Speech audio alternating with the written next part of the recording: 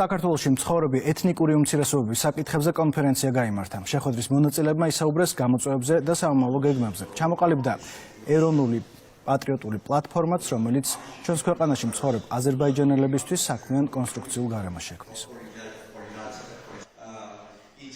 ბრწყინვალეთობას ნაბიერებთ იმ გამოწვევების და რისკების ხარისხს, რომელიც დაიწყო ქვეყნის წინაშე და მათ შორის ძალიან მნიშვნელოვანია სამხრეთიდან ჩრდილოეთის გარდა კიდე სამხრეთიდან მომავალი საფრთხეები, რომელიც დაკავშირებულია რელიგიურ ექსტრემისტთან და სრულთან საქართველოს მიდარება შეიცვალოს ბუნებრივია. ეროვნული ინტერესების კეთება აქცენტი. საქართველო არის რომ სტაბილური და მშვიდობიანი სიტუაცია არის.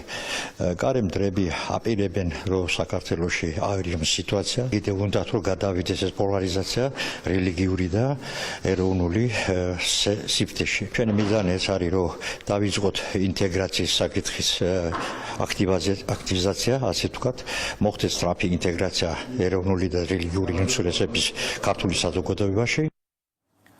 საიუბილეო საღამოსთვის ემზადება ინტეგრირებული თეატრი აზდაკის ბაღი. წარმოდგენის სახით შეჯამდება 10 წლიანი შემოქმედებითი ისტორია, ეპიზოდები სპექტაკლებიდან, თეატრის ისტორია და სპეციალურად მომზადებული გამოფენა.